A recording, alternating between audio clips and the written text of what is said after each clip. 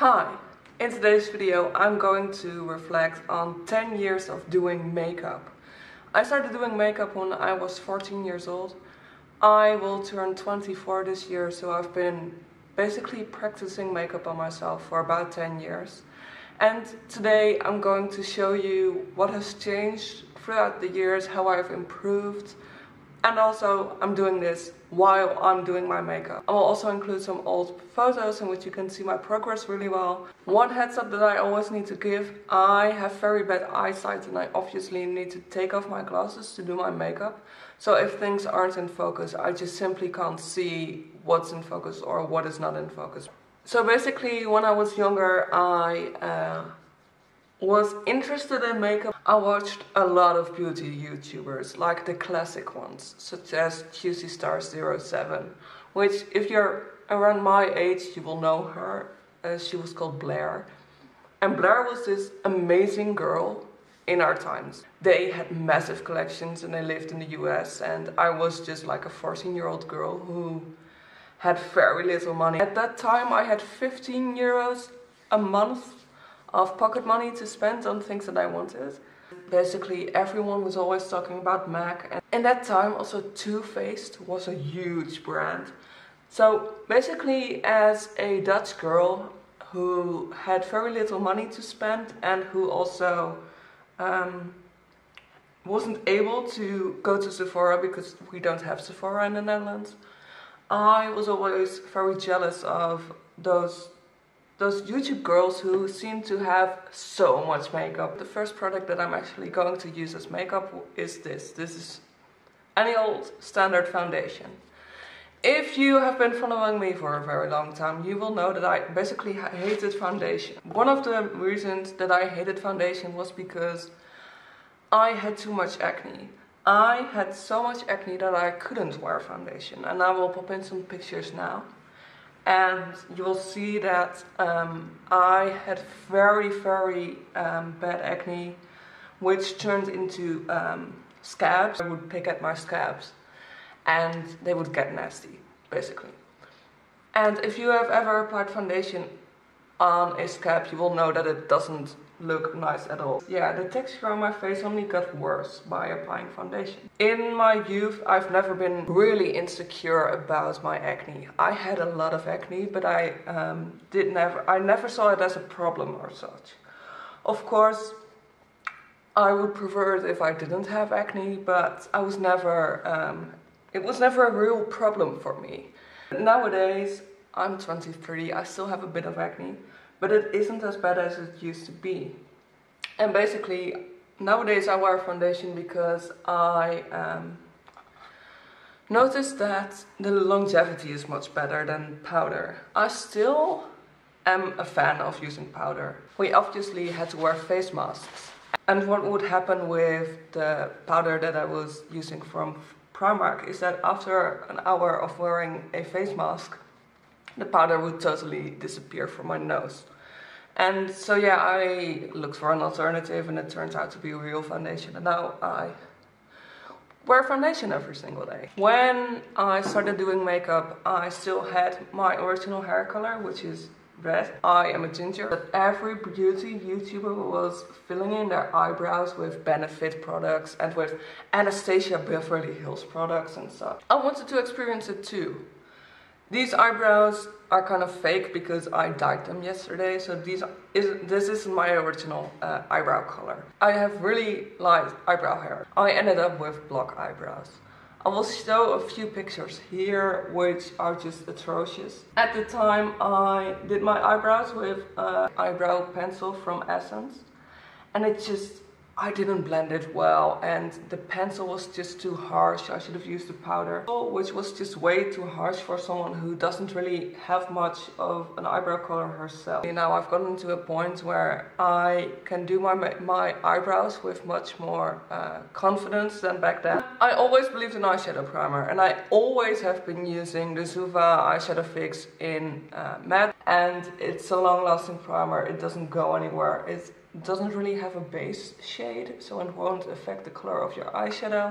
It's kind of hard to find a good eyeshadow primer. You've also obviously got the classics, which are were always talked about in the days back when, such as the Urban Decay Primer Potion and the Too Faced Eyeshadow Primer, and also MAC Paint Pots. Those are so outdated now, and nowadays basically everyone has their own favorite eyeshadow primer.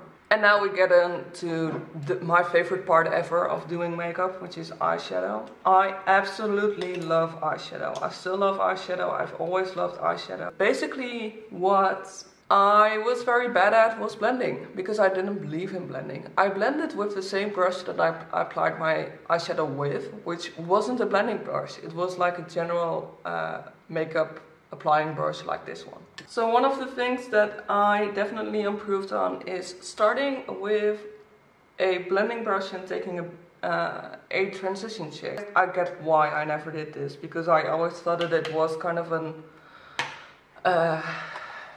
was unnecessary, but now I realize that if you don't do a transition shade, you can't do it any step in between. Getting a general idea of where your crease is always is a good idea.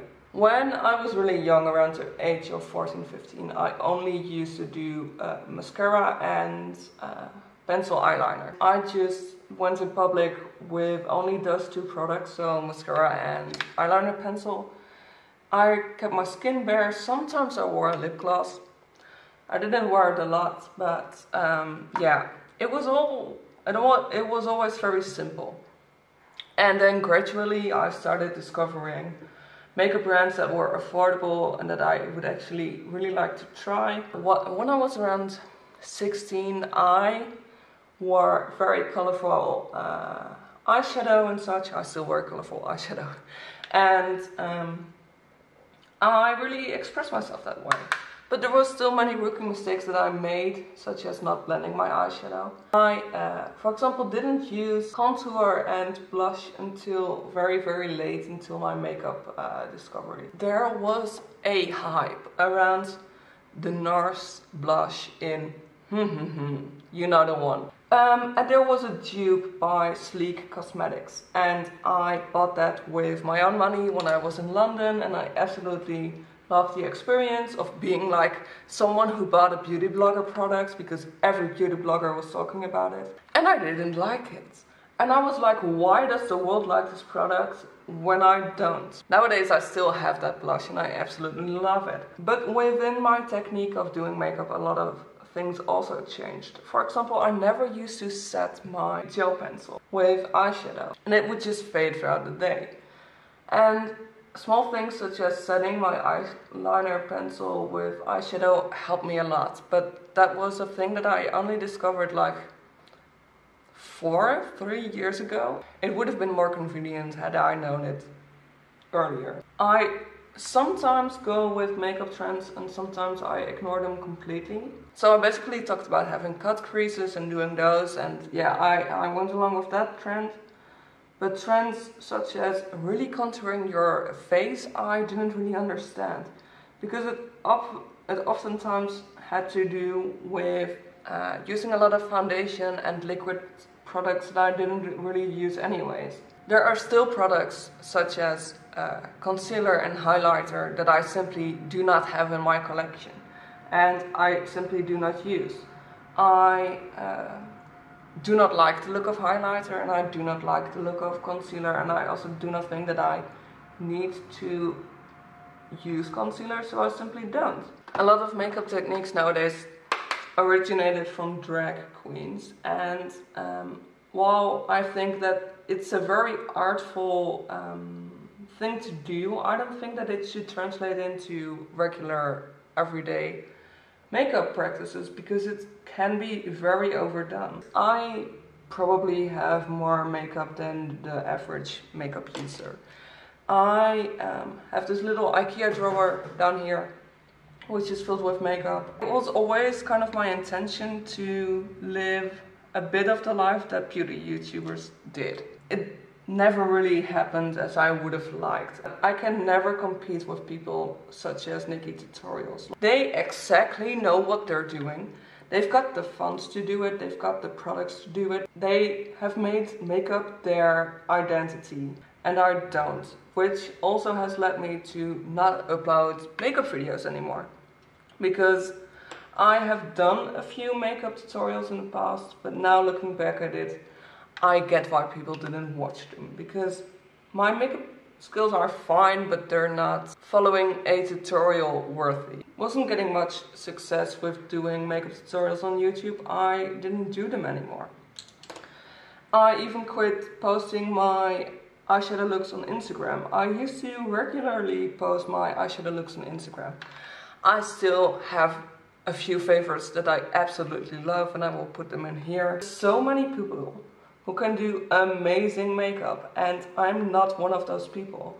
And people nowadays have set the bar so high with who they want to watch and who they want to follow. And if you just do regular people makeup like I do, I don't do anything special, then I'm just not worth watching for some reason. And I get it, because I also watch Nikki's tutorial. Now comes the point when I decide to do pointy eyeliner or to not do a pointy eyeliner. I'll just give you a close-up. Hopefully this is in focus. I cannot see you because, well, my eyesight is bad. But I've done a red liner, which I can now make a pointy eyeliner. And I probably will, just to show you what I do now versus what I would do in the past. I didn't know how to properly do wing liner, because I always thought that I had a very hard eye shape to work with. And nowadays I do, and it's very easy. I think that it's a real shame that I needed to basically wait so long until I got this technique right. One thing that I think is very surprising nowadays is that I'm still one of the few people who actually wear this much amount of makeup. This definitely changes country by country. I feel very comfortable, for example, in the UK, where women wear a lot of makeup, and in the Netherlands women definitely wear makeup, but they keep it very simple and very unnoticeable.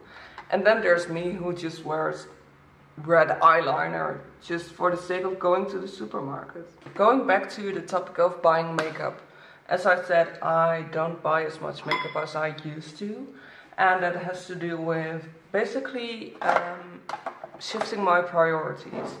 Like, I've got so much makeup now that I don't really see the purpose of expanding my makeup collection more. I definitely don't see a need to buy lots and lots of makeup anymore. I still buy makeup.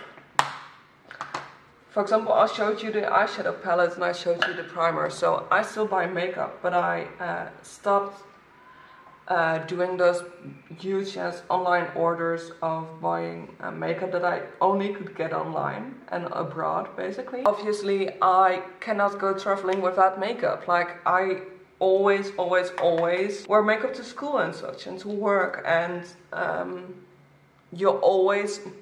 people know me as the girl who wears makeup. Like, it's so very obvious that makeup is part of me, and many people who know me in real life and one time have seen me without makeup will react like, dude, are you like ill or something because you look different? And then it's just a case of them not knowing me without makeup. For the sake of it, I'm going to apply lipstick. I usually on a day-to-day basis just wear a lip balm. I'm not a huge lipstick person, but I also should celebrate that basically we don't have to wear face masks anymore in the Netherlands. So I'm going to apply some lipstick.